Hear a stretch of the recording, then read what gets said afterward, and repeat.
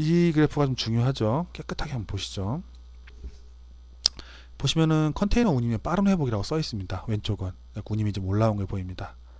오른쪽에 보시면은 운임이 이익 증가로 연결된 해운사하고 쭉 표시가 나옵니다. 여기 CMA 다시 CGM, 여기 회사 이름이죠. 이게 크게 이익이 좀 증가한 걸 볼 수 있습니다. 중간에 보면 15년 4분기 때부터 적자가 나가지고 엄청 힘들었다는 걸 알 수가 있죠. 이때 무슨 일이 벌어졌죠? 결국에 이제 한진해운이 폭파되는, 한진해운이 죽는 상황이 벌어졌습니다. 그러니까 한진해운이 죽고 나서, 망가지고 나서야 살아난 거죠. 어차피 치킨 게임을 해야 되는데 좀 안타깝죠. 사실 현대상선이 좀 더 약했거든요, 그 당시에. 1등 회사인 한진해운을 죽일 것인가, 현대상선을 죽일 것인가, 생각을 해보면은 한진해운 살림이 낫지 않았겠냐, 이런 얘기가 있었는데 왜 죽었는지 모르겠습니다. 일단 별별 얘기가 다 있죠. 어쨌든 죽어가지고 나머지 해운사들 살아나는데 일정한 도움이 됐다고 봅니다. 이제 그것만 갖고는 살아났다는 게 이제 얘기는 안 되고, 이제 이운임이 이제 올라간 거죠. 이게 BDI라고 하는데요. 발틱 드라이 인덱스라고 합니다. 그러니까 건화물이라고 하죠. 액체 화물 말고 이제 건조된 물질의 화물들을 얘기하는데, 배에 싣고 다니는 화물, 그 운임 인덱스입니다. 보면은 2016년경에 바닥을 찍고 그 후에 느슨하게 올라오고 있습니다. 그러니까 이제 꼭 한진해운 때문만은 아닙니다. 한진해운 하나 죽어서 전 세계가 다 살아나는 건 아닌데, 전체적으로 경기가 좋아지면서 16년 저점 지나서 좋아지면서 이제 좋은 해운사들 좀 경기가 좋아졌는데, 거기다 한진해운까지 망하면서 해운 경기가 좋아지는데 일조했다고 보는 게 맞을 겁니다. 한진해운이 좀 더 살아남아가지고 딴 나라가 좀 죽었으면 더 좋았을 것인데, 조금 좀 아쉬움은 있죠. 참 아쉽습니다. 저게 왜 저런가 설명할 때 이제 이상화연합께서는 그런 말을 하는 거죠.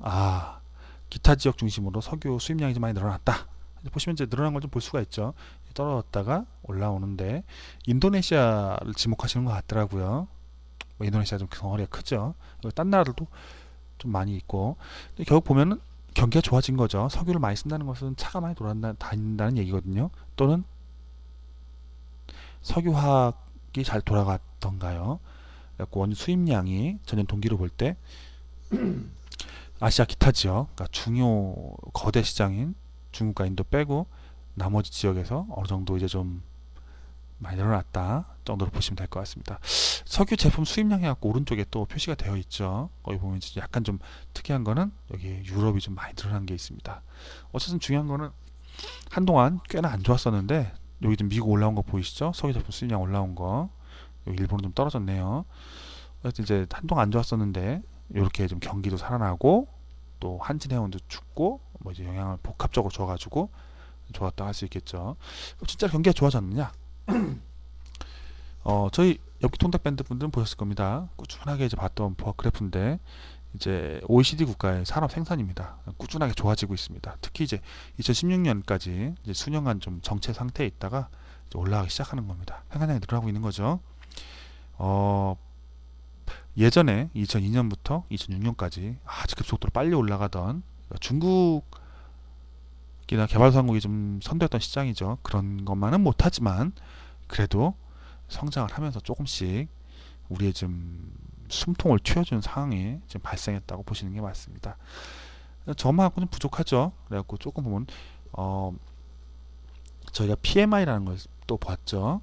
어제 엊그저께 계속 이제 하고 있었는데, 이게 Purchasing Manager Index라고 해갖고 구매 관리자 지수입니다. 대기업이나 아니면 이제 회사들에서 구매를 담당하는 직원들한테 이제 서베이를 돌리는 거죠.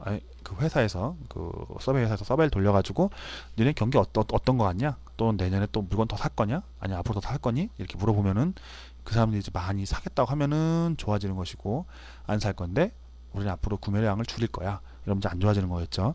근데 보면 2016년쯤에 이제 바닥을 찍고 그 후에 전체적으로 올라오는 걸 볼 수 있습니다.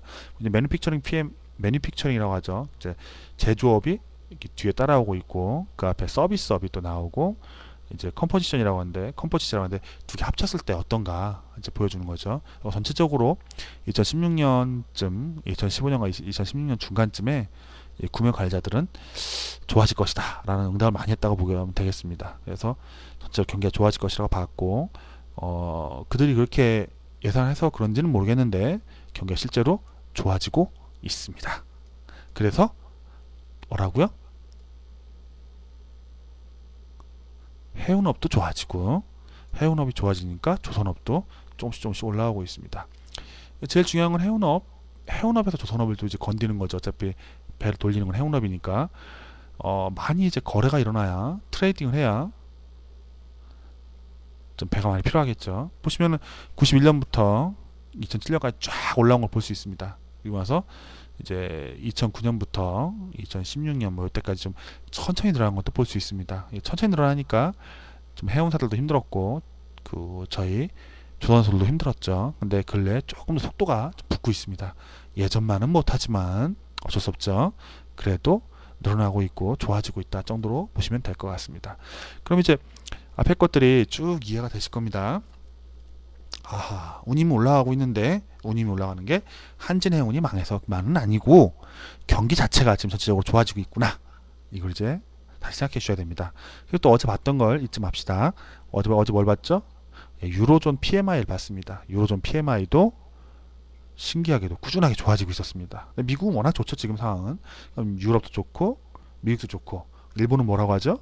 잃어버린 20년 바보라고 맨날 놀렸었는데 우리보다 훨씬 좋죠. 지금 세계 3대 경제권입니다. 미국, 유로존, 일본. 뭐 중국은 요 세 나라에 물려 있으니까, 수출 많이 하니까, 특히 유럽하고 미국 쪽에 물려 있으니까 그 두 나라가 좋으면 중국도 좋다고 봐야 됩니다. 그러니까 전체적으로 현 상황 속에서 경기가, 아니면 또는 이제 무역 거래가 활발한 상황이라 할 수 있겠습니다. 자, 그 다음 거 좀 보죠. 이 회사들이 앞으로 좀 이익을 낼 것이냐 설명할 때, 안타까운 이야기는 여기도 이런 게 나옵니다. 종업원 급여를 갖다가 깎았죠. 급여 수준 유지라고 말씀 적어주셨는데, 그쵸, 뭐 더 깎진 않았으니까. 근데 실질로 보게 되면 그 당시에 인센티브 받아가지고 꽤 높았다고 하시더라고요. 그래서 신입사원한테 받은 월급이 제일 높아요, 막 이런 얘기를 하시더라고요. 지금 이제 임금 깎고 또 반납도 하시고. 러시아요? 러시아는 어인 말씀이신지요? 몰입말 기자님. 러시아는 무슨 이야기일까요? 적어주시면 설명을 해드리겠습니다.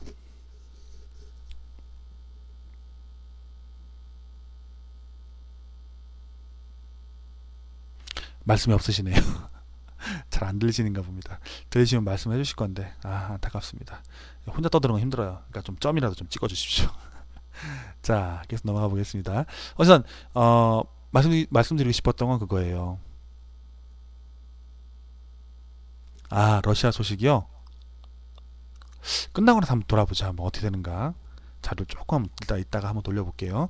준비한 것부터 먼저 보고서 해보겠습니다. 일단 조선소 쪽에 임금이 많이 깎였습니다. 성과급이 줄면서 실질 임금이 줄어들었어요. 그리고 인원도 되게 많이 줄였어요. 얘기 들어보면은 표에도 보이시죠? 빨간색 쫙쫙쫙 현대중공업 사람 내보내고, 대우조선해양도 망해가지고 내보내고, 뭐 삼성중공업이 생각보다 좀 인원을 좀 덜 줄이고 있죠. 다른 회사들은 엄청나게 줄이고 있는데 이유는 모르겠습니다. 어쨌든 사람들 많이 줄였고, 저건 이제 아마 정규직원일 것 같고, 비정규직 물량팀이라고 불리던 용접하시고 하시던 분들은 더 많이 줄었다고 얘기를 들었습니다. 그래서 현대중공업 주변에 있는 뭐 원룸이라던가 이런 게 좀 되게 파리가 날린다고 얘기를 들은 것 같습니다. 인원도 줄었고 임금도 줄었기 때문에 좀 약간 좀 돈이 좀 덜 나가더라도 아무래도 좀 수익 구조가 좋아질 수 있겠죠. 돈이 좀 덜 벌리더라도, 매출이 좀 줄어도. 근데 이제 이 상황 속에서 단가가 이제 단가가 아니죠. 원래 목표 수주량을 넘어서는 수주들이 지금 일어나고 있습니다. 현대중공업은 뭐 목표량 어느 정도 맞췄고, 현대미포조선이 좀 많이 올라섰죠. 아는 분이 현대미포조선을 좀 많이 샀었는데 기뻐하시더라고요. 지금 현대중공업 사고도 되게 기뻐하고 계십니다. 운이죠. 현대미포조선 보면은 뭐 쭉쭉쭉 올라가죠.